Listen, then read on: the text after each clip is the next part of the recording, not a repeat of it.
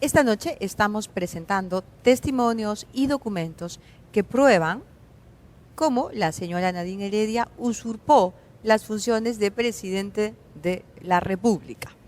Cómo se manejó el poder en estos últimos 5 años. ¿Hasta qué nivel, hasta qué punto el presidente Ollanta Humala ha cedido en su voluntad frente a su esposa? Esta noche vamos a comenzar, en este bloque, en este segundo bloque de nuestra investigación, vamos a comenzar leyendo una parte del testimonio que el ex vicepresidente Omar Chejade ha ofrecido a la Fiscalía que investiga precisamente por usurpación de funciones a la señora Nadine Heredia. Es un documento fiscal que me parece tiene un valor muy importante. Vamos a ponerlo completamente en la pantalla. Le voy a leer esta parte. El fiscal le pregunta, si usted tiene algo más que agregar. Entonces Chejade contesta, en este acto quiero dejar constancia de que aunque seguramente la persona que voy a aludir no tiene responsabilidad por causa de obediencia debida, es que el propio señor Eduardo Roy Gates, siendo asesor jurídico del presidente de la República en diferentes oportunidades, concurría a las convocatorias de la señora Nadine Heredia en su despacho de la primera dama en la PCM de Palacio de Gobierno, en la cual recibía instrucciones de la primera dama, entre otros temas.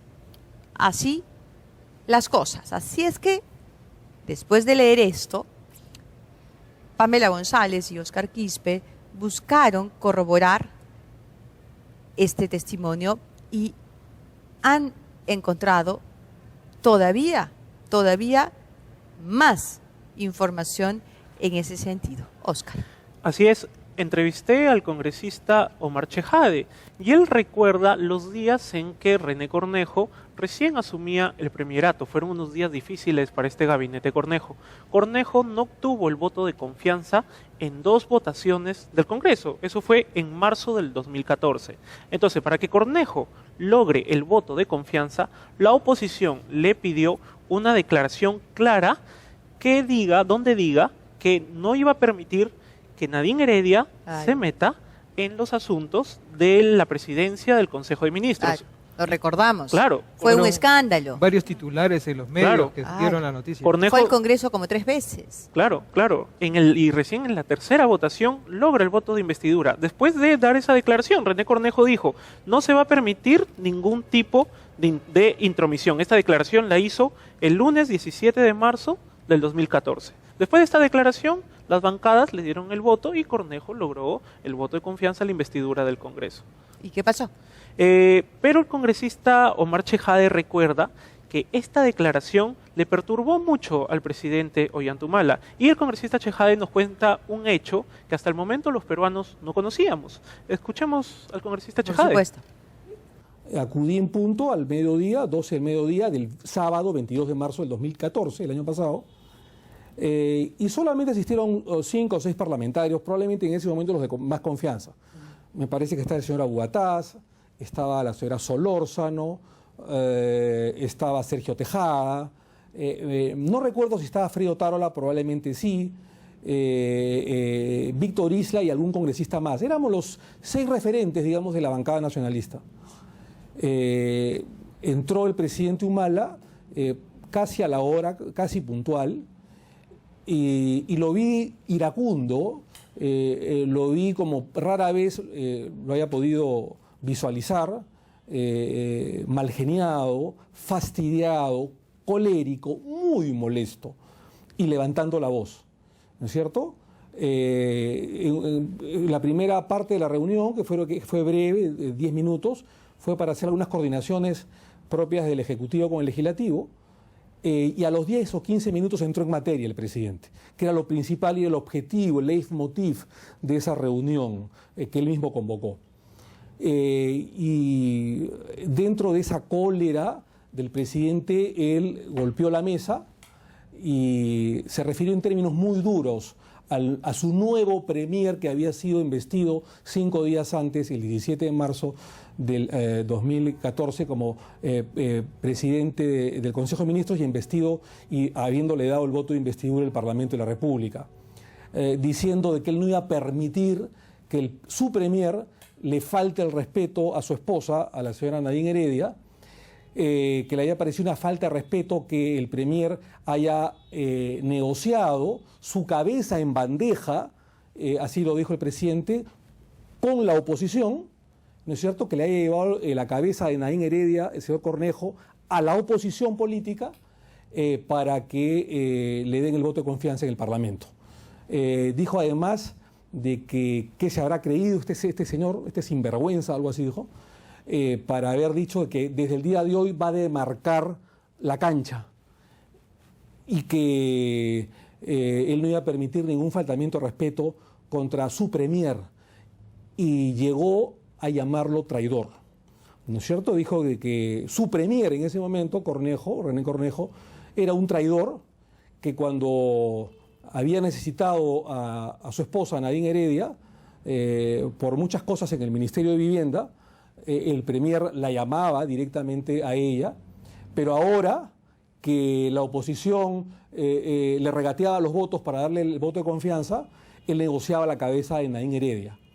Y nos instruyó a nosotros, por supuesto que yo no le hice caso, nos exhortó el presidente de la República a fiscalizarlo a su propio premier, a darle trabajo, a llamarlo continuamente al premier para saber qué estaba haciendo. Evidentemente en un tono de venganza, de revancha, por lo que había condicionado la votación a lo que el presidente erróneamente llamaba la cabeza de Nadine Heredia. Impresionante realmente. Qué vergüenza la sujeción, caracho, emocional, política, moral de este hombre respecto de su esposa. Cuando una convocatoria de congresistas son para tratar temas relacionados al interés del país, al interés de los millones que vivimos aquí, ¿no? No para este tipo de cosas. Oiga, Omar Chejade no está hablando por la herida. No. Claro, justo para confrontar lo que Omar Chejade nos dice, busqué al congresista Sergio Tejada, que fue parte de la élite del nacionalismo en esos entonces. Claro, que estuvo en esa reunión a la que Chejade ha hecho referencia. ¿No? Y el congresista Tejada confirma lo dicho por Chejade. Veamos. Vamos a escucharlo. Bueno, el presidente pedía trabajar por el voto de confianza, pero sí le molestó que uno de los puntos de negociación haya sido que Nadine Heredia ya no participe, ¿no?, en la campaña. Es decir, que uno de los puntos de negociación de Cornejo haya sido la cabeza de Nadine, dicho en términos coloquiales. Eso naturalmente le había molestado, ¿no? Y pidió que los integrantes de la bancada no acepten ese tipo de condiciones y más bien defiendan a la primera dama. O sea, en otras palabras, el jefe de normas del colegio, de mi barrio, del colegio de cualquier distrito, sale a defender a la directora ante la protesta de los padres. O sea, tal cual. O sea, no le interesa absolutamente nada más que defender los intereses de la señora. Qué pena. O sea, la señora Nadine Heredia era la directora del colegio y el presidente Ollantaytamala era el jefe de normas. Jefe de normas. Claro, el que ve la disciplina y el que sanciona al que se va contra la autoridad, dentro de un colegio o fuera de él, ¿no? Patético, ¿no? Y hay que recordar, y ahora escuchando exactamente estos testimonios, creo que vale la pena recordar, al premier Cornejo lo sacaron por un escándalo a partir de un video en el que él aparecía complotando, ¿no es cierto?, contra un congresista, el congresista García Belaúnde, precisamente, claro, que era su primer denunciante en el caso Helios. Claro. Pero siempre me pareció, no sé ustedes, muy sospechoso ese video. Fue algo que, pues, ahora sabemos, la DINI organizó por orden de Nadini. Qué tremendo, qué tremenda situación. ¿Y qué dicen los expertos? Pamela, tú has buscado a los expertos. Claro, buscamos a dos expertos constitucionalistas, el doctor César Valega y el doctor Natalia Primo. El doctor César Valega es de la opinión de que el delito está comprobadamente configurado. Veamos. Se sabe que en el caso del primer ministro Villanueva, ella fue la que decretó que él saliera y que entrara otro. pero de eso no hay documentos. Entonces hay que buscar aquellos documentos que acrediten. Ahora, efectivamente, ella tiene suficientes indicios para usurpación de funciones. Por su parte, el doctor Natalia Primo dice de que va a ser difícil comprobar la comisión del delito de usurpación de funciones, pero escuchémoslo. En la línea un poco de lo que dice Valega, ¿no? Escuchemos a Primo. Tendría pues que haber firmado algo, haber ejercido una función, porque ella en primer lugar no es funcionario público, ella es un particular para efectos legales, ¿no? Entonces tendría que haber una demostración de que ella imaginemos que ella mañana pues firma un decreto supremo, ahí usurpa una función, pues, ¿no? Es más, yo diría, un cuestionamiento de corte político a una sobreactuación que no le ha hecho bien a ella ni tampoco le ha hecho bien a su esposo, ¿no? Eso es lo que yo creo que hay, ¿no? Más allá de un delito, ¿no? Los constitucionalistas piden documentos, decretos supremos, pero lo que sabemos todos es que la señora mandó y mangoneó. Entonces, yo voy a opinar como un lego, porque no soy una experta.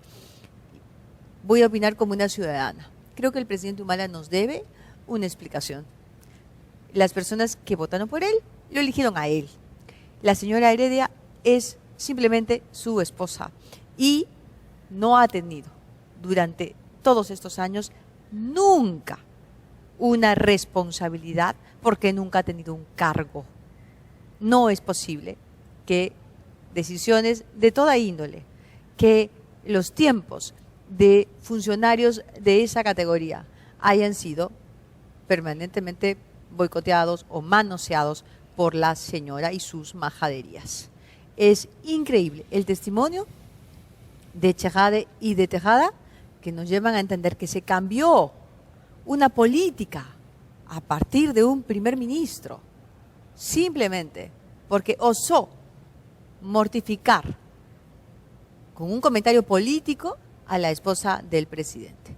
Patética, patética realmente la reacción, la respuesta del presidente Humala, y yo creo que al margen de lo que dice exactamente el código, los ciudadanos debemos exigir que la Fiscalía denuncie por usurpación de funciones a esta señora.